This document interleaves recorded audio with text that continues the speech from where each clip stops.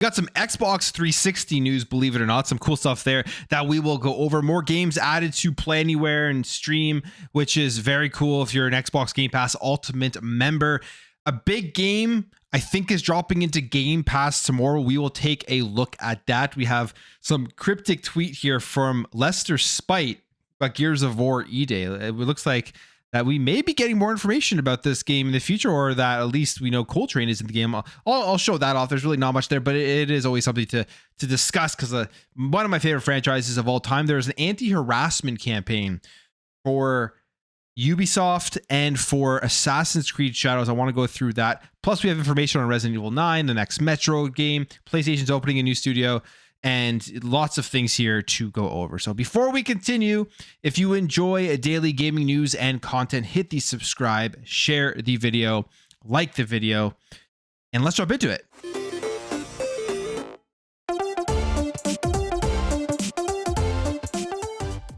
So the Xbox 360, you probably wouldn't be sitting there thinking you were going to hear some more cool news about the Xbox 360 here in 2025. Well, we have some awesome news here. If you're somebody who likes the modding side, the kind of the hacking side of the Xbox 360, or just of older consoles to be able to jump in and play a lot of your games, there is a new hack here for the Xbox 360 that you can do software side just using a USB key. And the cool thing here is that it works with all of the different models of the Xbox 360. We have this article here from The Verge saying Xbox 360 consoles can now be hacked with just a USB key, and that the modders discovered a new way to get homebrew apps and games running on the console. A new software-only exploit known as Bad Update allows you to use a USB key to hack past Microsoft hypervisor protections and run unsigned code and games. Modern Vintage Gamer put out a great video showing it off and how it does work. And basically,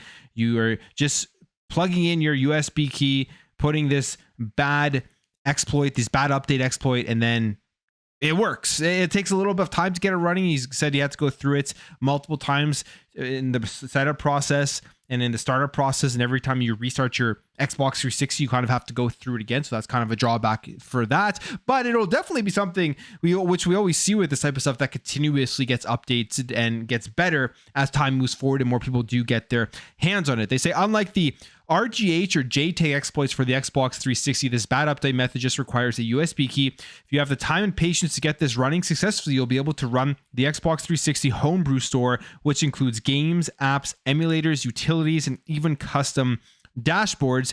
And some of the limitations here, that if you want to take advantage of the bad updates, you'll also need to manually patch every executable you want to run on your 360. And Modern Vintage Gamer says the exploit isn't always reliable and may take some time to pull off. But I always find this stuff cool as we try and get game preservation all in a line here as we do move forward, as we are seeing more and more titles get delisted.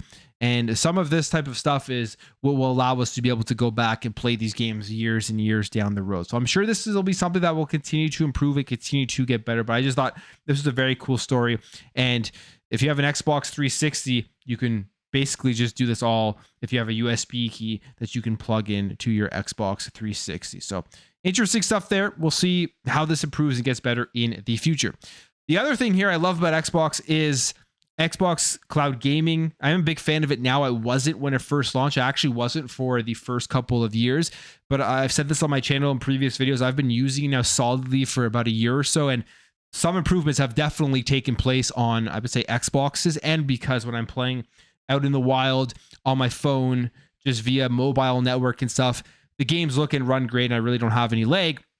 And they're adding one of my favorite features that Xbox has going forward into the future is Play Anywhere, stream your own game. So if you buy a game, you can stream it on into any device that has basically an internet browser if you have your Xbox account there. And they've added 1,000 games to Xbox Stream Anywhere. They're going to be putting a lot more games into this service. And we have another update here with some more games that were found here by Better xCloud here on Twitter. And here are some of the games that are being added to the service: Conan Exiles, Fishing Planet, Gotham Knights, Lost Records, Bloom and Rage, Suicide Squad, Kill the Justice League, the Party Animals, and The Crew 2 have all been added to the stream your own game feature on Xbox Cloud Gaming. And in addition to all of this, one of the biggest games to be releasing this year is going to be Assassin's Creed Shadows. I am absolutely playing this right now, probably when you're watching this video or in the next few days or so. And Assassin's Creed Shadows is going to be added here to the Stream Your Own Game with Game Pass Ultimate. So if you buy this on Xbox, you can play it pretty much anywhere that you have access to the internet. So that's very cool. And I will definitely be taking advantage of that. One of my big things here now, it actually just helps me decide where I want to buy my games and where I play my games, because when I'm sitting in my bed at night, when I finally have time after a long day, sometimes I don't always want to be in front of my big screen TV on the couch and everything. If I can play a game that I've purchased, load it up on my phone, plug in my controller on my phone, which I have that GameSir G8 Galileo controller, which is awesome, and just be able to play the games I've owned plus all of my Game Pass stuff, it does really help me choose where I want to buy the games. Monster Hunter Wilds is a game that I really wish they would have implemented this service. It doesn't have that on Xbox. That's where I am playing it right now. And that's unfortunate, but a big game like Assassin's Creed Shadows will just allow me to play more of this game and progress through it faster if I can literally just load it up on my phone at the end of the day and just put in 30 minutes to an hour in it when I finally do have time. If I don't have time that day to sit down and have a longer gaming session in front of my TV. So I love this feature, and I hope this continues to come with more games that do release in the AAA space and obviously in the indie and everywhere else. But the AAA games, I think that will be taking a lot more advantage of this, as they are going to see the benefit of more people being able to jump into their games. Another game here that a lot of people have been waiting for on Xbox specifically, and when they first announced it, I thought it looked very cool. I like these styles of games. That is Towerborne. We're still waiting for information on when this game is coming to Xbox.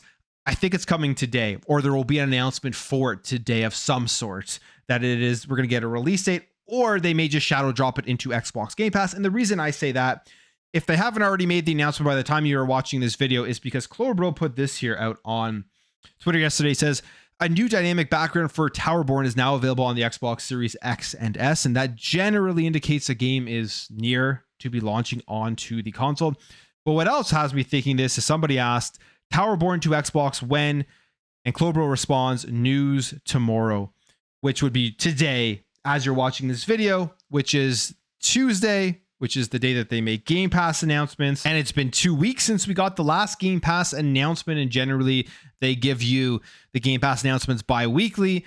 So I'm assuming here that in today's Game Pass announcement, there will be something in there about Towerborne, whether that's dropping in to the service today or it's coming to Xbox Game Pass in the next couple of weeks before the announcement of the first April Game Pass announcement. So that's exciting. I hope that's the case, or it may not be that at all, and we're just going to get another snippet of gameplay or something for the Xbox console. We will see. But again, by the time you're watching this, we may already have the answer to it. Gears of War E-Day. There's a lot of speculation that this game is coming out this year in 2025. And we really haven't heard too much more from Xbox themselves. But you could think they're going to fill in that Fable spot with another big first-party title, something on the same level, basically. And Gears of War E-Day would be that, probably even at a higher level for a lot of people. It's one of my favorite franchises. We have a cryptic tweet here from Lester Spite, as we know, Coltrane, who I don't believe really has said much on it, but he did tweet this out, and he literally just puts out a picture of Gears of War E-Day, which you're going to assume here that this means one of two things, or I'm going to assume here that he's in the game. He will make an appearance in the game, or we're getting some more information on the game relatively soon. You go down here into the comments. The person says, and so it begins. So excited for Gears of War E-Day. Wait, don't tease me like this. Do we just get a confirmation of Augustus Cole in Gears E-Day? They've got to be announcing something soon. If they're all posting this, hell yeah, we're almost there. I got a few gray hairs after the long wait. And a lot of people are looking at this as a hint that an announcement for the game is going to be coming soon. We are March. I'm guessing at the June showcase, there will be some Gears of War E-Day information there. But this here, March 18th right now, that's seems pretty early to put out these cryptic tweets. Maybe there will be something for this game earlier than we expect, because I'm expecting June information. If it comes out this year, it's not coming out till the end of the year. But either way, we're going to get a release date for Gears of War E-Day with an announcement sometime before the year ends, and that's what I'm predicting. So we'll see. I hope this means something. I'm looking forward to this game. I'm very excited for what they're doing with this, going back to like the prequel and everything and bringing the game back to its roots. I think it is the right choice right now with the series. All right, a game that is out on March 20th, one of the biggest games this year, Assassin's Creed Shadows. This game has had tons of controversy surrounding it, lots of campaigns against it, and it looks like Ubisoft here is preparing for these harassment campaigns against the game itself. They reportedly have an anti-harassment campaign in place for Assassin's Creed Shadow developers specifically. Not the game, I guess the gameplay and stuff, but the developers specifically. They're trying to get ahead of the curve here to stop any potential harassment that could come their way. It says here that Assassin's Creed Shadows has been the target of persistent outrage from some corners of the gaming fandom, primarily due to the presence of Yasuke, a black samurai, which has amplified unhappiness with pre-release missteps and mixed messaging from the company. And reality is, this is absolutely true. If Yasuke was not in the game, I think Ubisoft could have still had a lot of the same missteps in terms of the Japanese culture that we have seen them get called out for. And there probably would be some outrage, but I don't think it would be as big if the main character was just a Japanese samurai and not Yasuke. We have this: one employee told French site BFM TV, this is translated via Reset Era, saying, "We're advised not to post on social media that we work at Ubisoft to avoid harassment." And they say it's an initiative from Canada, and there's a team that monitors networks and acts quickly in the event of a targeted attack. They say, unlike what we've had before, this is serious. So they are taking this extremely, extremely serious. They have reportedly have psychological and legal support in place for employees who are targeted because of their association with the game, which to me, this is just absolutely insane to think about, because the reality is this is a video game, and then people are getting this worked up that they would want to harass employees that work for Ubisoft just because of the video game is mind-boggling. We are in kind of a sad state right now in the industry when it comes to that, when you have people that take it upon themselves to actually want to go ahead and do that stuff. To me, that's just absolutely crazy, and it should never happen. And my overall take on what this means, because I think you're going to see a lot of differing opinions come out about this. I already know you're going to have the side that are against this game. They're going to come out and say that Ubisoft is working with the Canadian government to censor dissent against the video game itself. And that's obviously not the case. If you read as to what exactly they are doing here, what they're doing is trying to protect the employees from harassment.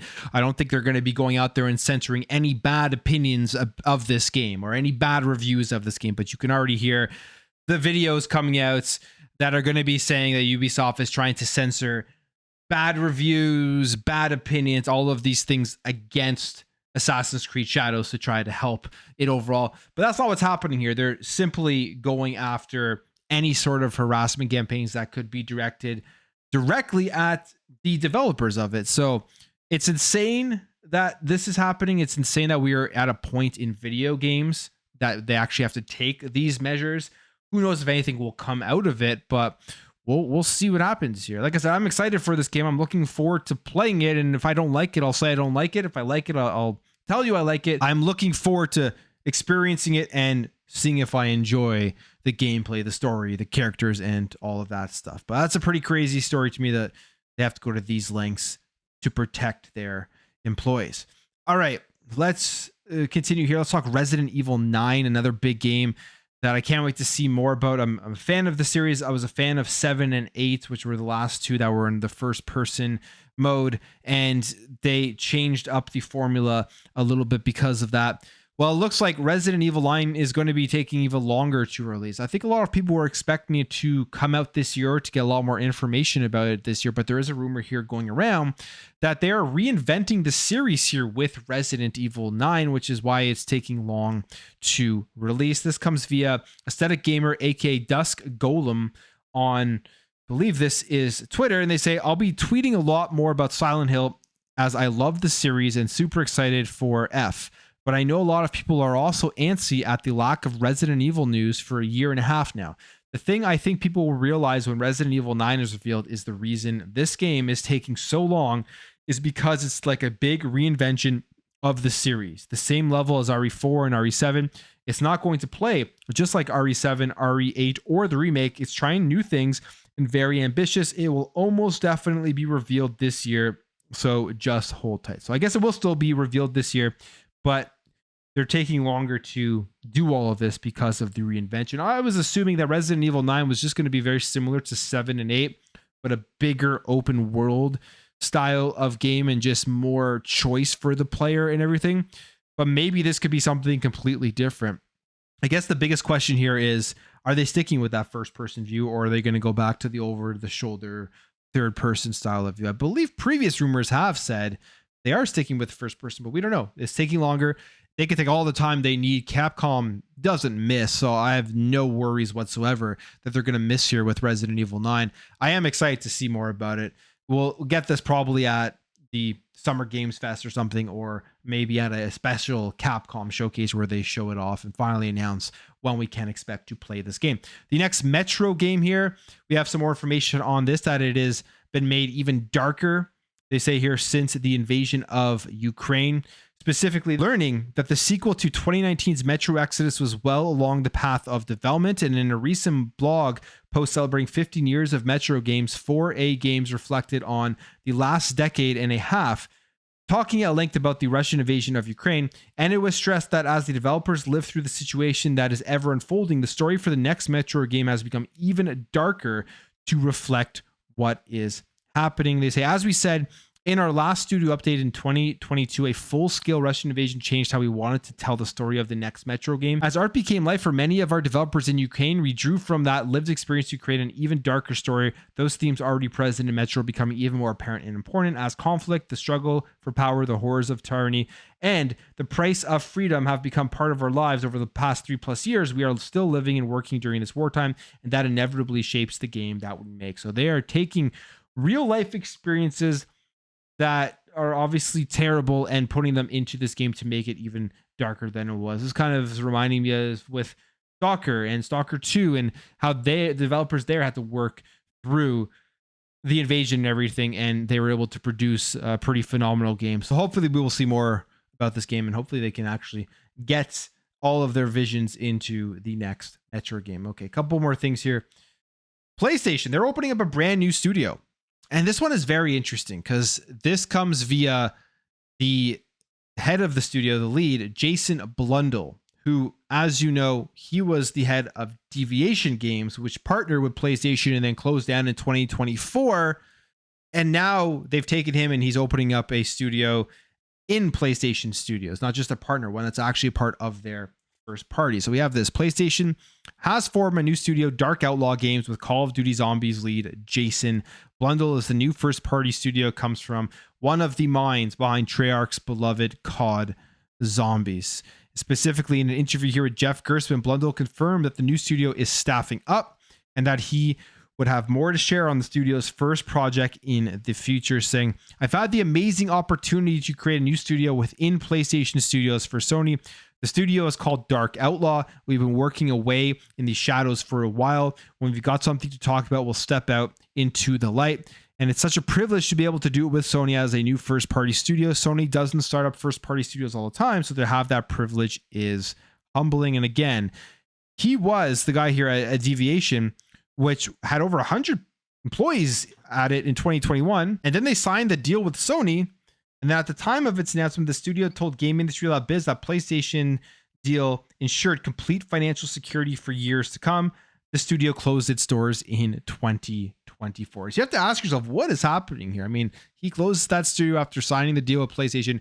They pick him up after that and they get him to open up a studio first party within PlayStation. Very interesting. My guess here, the game they're working on is going to be a first person shooter multiplayer.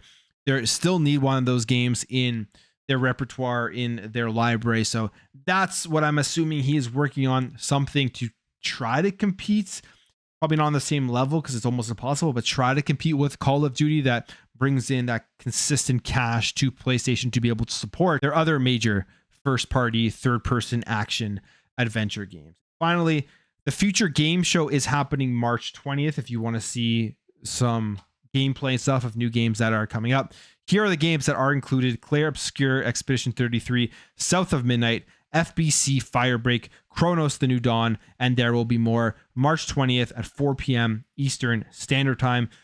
A new showcase that we are going to be able to jump into and watch and see everything that's happening in the industry.